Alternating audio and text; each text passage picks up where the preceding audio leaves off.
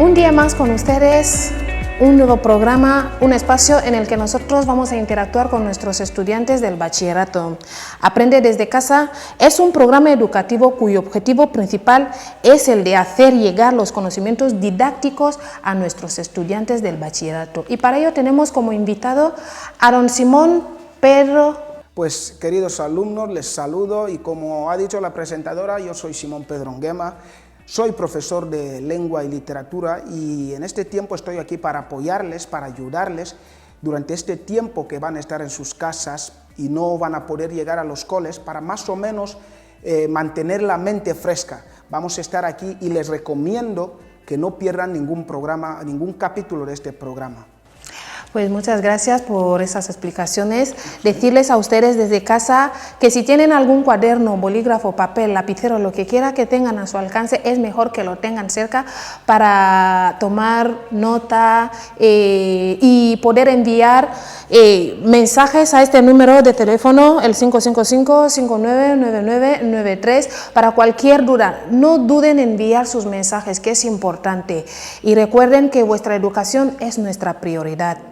Una vez más les saludo, queridos alumnos, y les deseo la bienvenida en esta clase de lengua y literatura que van a tomar desde casa. Decirles que el tema que vamos a ver hoy es un tema del segundo curso de bachillerato. Es el primer tema de sus libros, así que si tienen sus libros ahí en sus casas, procuren tenerlos sobre la mesa para que puedan seguirme en lo que voy diciendo. Nuestro tema de hoy es el texto. Vamos a llamarlo primera parte. Si nosotros queremos definir lo que es un texto, diríamos brevemente que un texto es una unidad comunicativa de carácter lingüístico. Una unidad comunicativa de carácter lingüística y de extensión variable. ¿Por qué decimos que es de extensión variable? Porque se supedita al criterio de cada escritor. Hay escritores que tienen o escriben textos amplios, textos extensos, y hay otros que lo escriben de manera breve. Ahora bien, decimos que el texto es una unidad comunicativa. ¿Por qué? Porque es un acto donde el emisor, con una precisa intención, trata de retener al receptor y dar en una situación concreta. ¿Para darle qué? Para darle una cierta información. Y no solo darle, que el receptor también esté dispuesto a recibir esta información. Ahora bien, nosotros vamos a usar hoy el texto de un escritor de Guatemala, un escritor guatemalteco. El texto se titula La fecundidad. La fecundidad. Y el texto dice: hoy me siento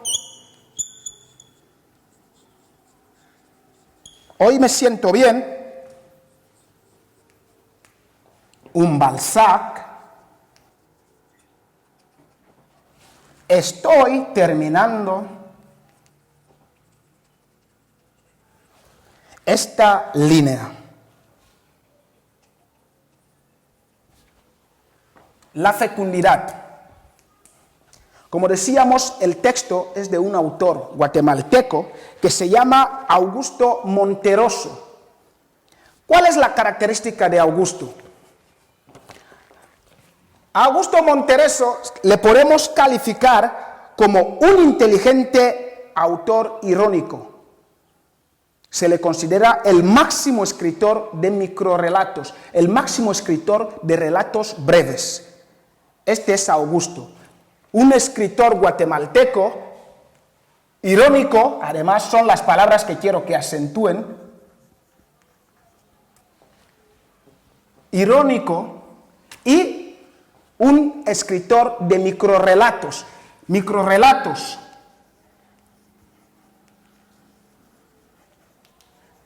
Quiero que me acentúen estas palabras. Se le considera el máximo escritor de microrrelatos, el máximo escritor de relatos breves. Ahora bien, estábamos hablando de que el texto es una unidad comunicativa, de tal manera que el texto constituye una secuencia escrita o hablada. Pero debemos tener en cuenta que no toda secuencia escrita o hablada se puede considerar como texto. El texto sí es una secuencia hablada o escrita, pero no toda secuencia hablada o escrita se puede considerar un texto. Ahora, para que una secuencia hablada y escrita se considere un texto, depende de unas propiedades fundamentales, que son la adecuación. Estas ya son propiedades ya del texto. La adecuación, está también la coherencia y está la cohesión. La cohesión. Son tres propiedades fundamentales que debemos tener en cuenta en un texto para que se considere como tal. Ahora bien, la adecuación. ¿Qué es lo que podemos considerar la adecuación? Sabemos que en un texto el emisor normalmente lo que intenta es llegar al receptor, pero para llegar al receptor requiere que este emisor seleccione los recursos necesarios, los recursos pertinentes que puedan traer el éxito al acto comunicativo. Porque si no tiene esos recursos, no le va a interesar al receptor lo que le quiere transmitir. No le va a interesar al receptor ni siquiera empezar a leer el texto. Entonces la adecuación es esto, donde el autor debe buscar esos mecanismos, debe buscar esos recursos que garanticen el éxito del acto comunicativo. Y para conseguirlo, vamos a considerar unos elementos que tienen que ver para que el autor consiga lo que es la adecuación. Ahora, tenemos la intención del emisor. La intención del emisor. La pizarra se nos vuelve chica, pero vamos a usarla de todas formas. La intención. La intención del emisor, en este caso, vemos que al ser un texto literario, el emisor tiene normalmente la intención no solo de llegar al receptor, sino que produzca interés en él. Ahora, para eso tiene que ver con las funciones del lenguaje, las funciones que emplee, el determinado uso de los recursos comunicativos pertinentes y también la organización y la estructura del texto.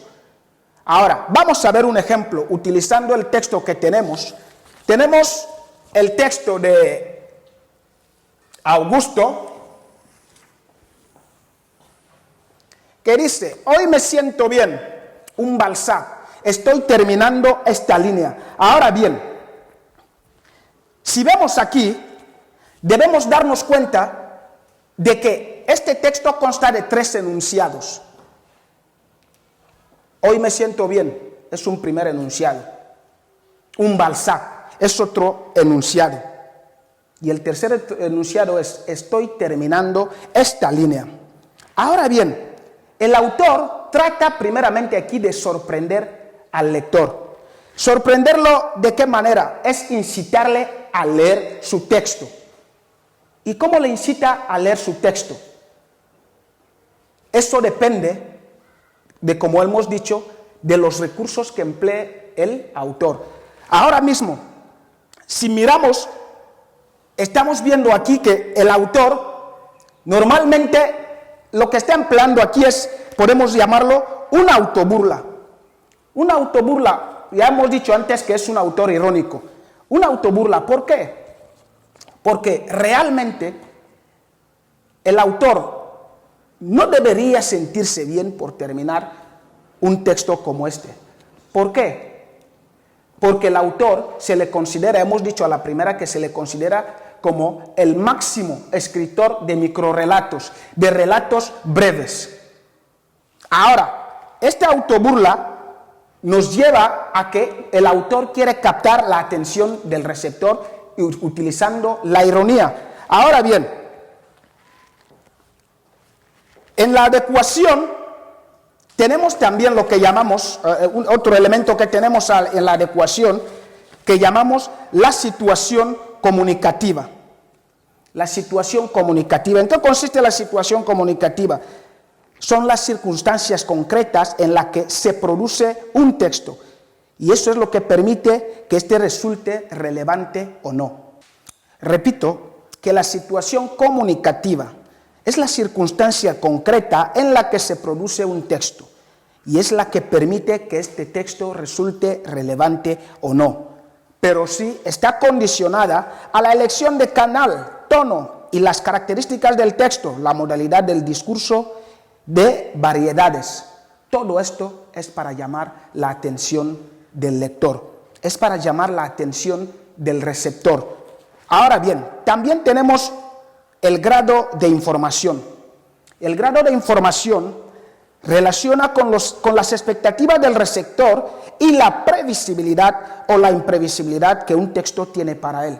Ahora, cuando hablamos de la situación comunicativa para llamar la atención del receptor, si miramos en nuestro texto, hoy me siento bien, un Balzac, estoy terminando esta línea, y nosotros anteriormente hemos dicho que reconociendo la capacidad irónica y la capacidad de escribir relatos breves que tiene el autor, no debería sentirse bien por terminar un texto como este. Entonces es una situación irónica que el autor intenta transmitir al receptor. Y este primer enunciado constituye aquí el guiño que el autor le hace al receptor.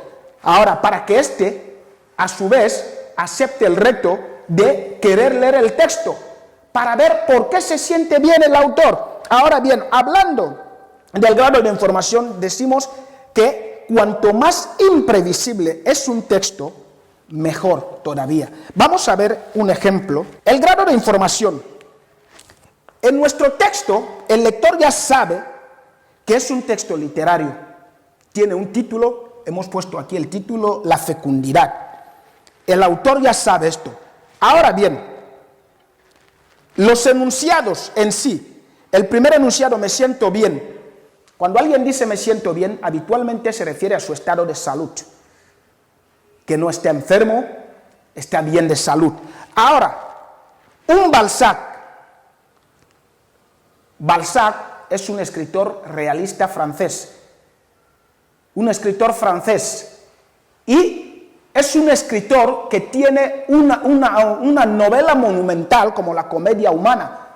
Ahora bien, cuando se refiere a un Balzac, esto ya justifica el título. Me siento bien, un Balzac. Esto puede llevar al receptor a pensar que este sentirse bien del autor ya no se refiere al estado de salud, sino se refiere al contexto literario. Se siente bien como escritor. Y cuando vuelve a aparecer aquí un Balzac, puede predecir que se siente bien en el sentido literario porque quizás haya acabado un gran texto o una gran obra. Una obra extensiva, si se refiere a Balzac y conociendo quién es Balzac. Ahora bien, cuando llega en el último enunciado, ya vemos que el título de la fecundidad queda justificado. ¿Por qué? Si se siente bien un Balzac, esto puede suponer que estamos frente a una creación literaria, y de ahí el título La fecundidad, como el nacimiento de una gran obra literaria. Ahora, cuando llegamos al final, lo que se dice al final es lo imprevisible. ¿Por qué? Porque el receptor espera encontrarse con una obra monumental, una obra grande, una obra extensa. Al ver que el autor se siente bien, un Balzac, porque quizá la obra es grande, pero se encuentra, he terminado esta línea. El receptor obviamente no lo esperaba. De ahí viene lo imprevisible. Y eso es lo que hace que se cumpla lo que es el grado de información, porque al principio el lector se ha animado a leer por el guiño del autor y al final han llegado a un presente común, que el objetivo del escritor era llevarle a terminar juntamente con él la línea de su obra. Bien. Hemos hablado de la adecuación, de la coherencia y de la cohesión. Ahora bien, La coherencia. Bueno, antes de llegar a la coherencia tenemos otro elemento que es la aceptabilidad del receptor. Esto supone que el receptor debe percibir que el texto le aporta conocimientos. Hemos hablado de que el me siento no se refiere al estado de salud, sino a la parte literaria. Y un Balzac ya se supone que el autor acaba de terminar una obra, su posición, pero que al final no llega a lo impredecible. Ahora bien, esto es lo que hace que el emisor y el receptor se pongan en contacto, porque el segundo decide leer y lo hace con la expectativa de que el emisor le proporcione una emoción estética. Ahora bien, esto es lo que llega con la exquisita ironía que plantea aquí el escritor. La ironía. Se siente bien un Balzac porque está terminando esta línea. Esto no supone nada para un Augusto, que se supone que es un gran escritor de microrelatos. Llega la coherencia. La coherencia hace referencia aquí al nivel semántico y consiste en la capacidad de un texto para mostrar continuidad en el sentido. Ahora, de hecho, los enunciados de nuestro texto no aparecen arbitrariamente, sino que están relacionados entre sí en función de la intención del emisor. Ahora, tenemos la coherencia global, tenemos la coherencia estructural y tenemos la coherencia local. La coherencia global, el texto ha de supeditarse a un mismo tema, que es el núcleo informativo esencial. Aquí, la visión irónica de la creación literaria. Visión irónica de la creación literaria, ¿de qué manera? Sí, es una creación literaria, el título ya lo dice, pero la visión irónica es, mencionando a Balzac, que Balzac es un autor de obras grandes y que la obra sea tan breve como la que tenemos aquí en la pizarra. Ya es una ironía mencionar a Balzac. Tenemos la estructural, que supone que todo texto posee una estructura, una determinada organización de ideas, unidades de significado supeditadas al tema, que responde a la intención del emisor. Ahora, todo lo que aquí está haciendo el emisor es para que al fin y al cabo capte al receptor. Ahora, tenemos la coherencia local, que afecta a los diferentes enunciados cuya información debe corresponderse con el conocimiento del mundo del receptor. Me siento bien, la idea general, y es el guiño que el autor hace al receptor. Un Balzac establece la relación con el título. Un Balzac, un autor de obras grandes, lo que significa que el sentirse bien con la creación de una obra, viene el título, la fecundidad. Una obra fecundada. Ahora, estoy terminando esta línea, reduce el mundo del emisor y del presente narrador, y así también el mundo del lector, en una clara ironía. Cuando el receptor ve esto y ve esto, se prepara para ver una obra de gran magnitud. Pero cuando viene a ver el último enunciado, estoy terminando esta línea, y ahí se crea la ironía. Ahí se crea incluso la risa. Bien, entonces tenemos por último la cohesión. La cohesión dice que se relaciona con el nivel sintáctico formada por los procedimientos lingüísticos que ponen de manifiesto la coherencia textual, el modo en que los enunciados de un texto se relacionan entre sí. Los mecanismos que marcan la cohesión textual son de diversos tipos. Tenemos de repetición, tenemos de sustitución, tenemos de marcadores discursivos. Pero vamos a ver qué tipos de mecanismos nosotros tenemos en nuestro texto. Hemos dicho tenemos de repetición, tenemos de sustitución. Yo quiero que entiendan lo que son mecanismos de repetición. Son mecanismos que reiteran elementos fónicos, léxicos, sintácticos y semánticos. Los reiteran.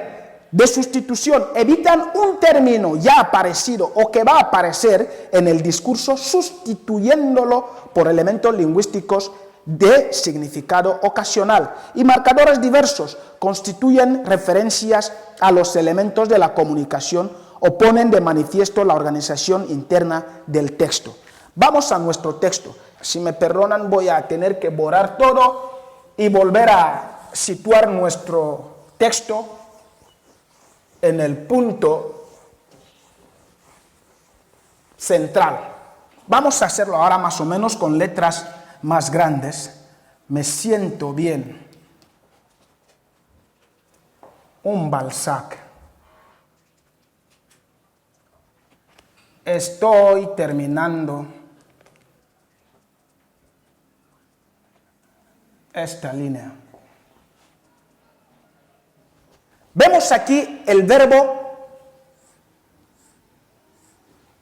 sentirse.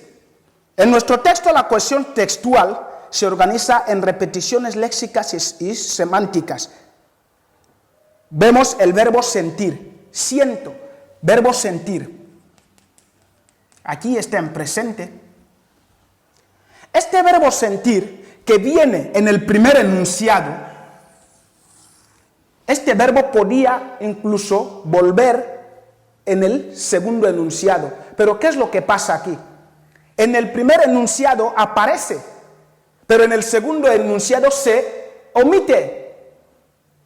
Se omite. ¿Por qué? Porque sería una repetición. Esto de aquí volvería a repetirse aquí. Me siento bien. En el primer enunciado sería me siento bien. En el segundo enunciado sería me siento un Balzac. Me siento un Balzac. Pero para evitar esto, me siento bien y después me siento un Balzac, esto en el segundo enunciado se omite. El verbo sentir se omite en el segundo enunciado. Ahora bien, también aparece el verbo estoy. Podríamos decir que el verbo estoy también podría aparecer en, está aquí en presente. Nos hemos olvidado el pronombre yo. El pronombre yo podía aparecer en todos estos enunciados, pero el autor lo omitió. Ahora tenemos también la palabra hoy, que por cierto se nos ha olvidado aquí. Tenemos aquí el adverbio. Hoy es un adverbio de tiempo. Este hoy condiciona este verbo estoy. Hoy me siento bien. Hoy me siento un Balzac. Hoy estoy terminando esta línea. Pero también hoy condiciona el estado, el presente del autor y del receptor. Porque si hoy está terminando esta línea el autor, hoy también el receptor está terminando la línea del autor. Por lo tanto, el autor y el receptor se fusionan en un mismo presente por este adverbio hoy y este verbo estoy. Bien, con esto vamos a quedarnos aquí, vamos a quedar por dado el primer capítulo del tema y espero que tú que me estás siguiendo el próximo día traigas tus preguntas, traigas tus dudas.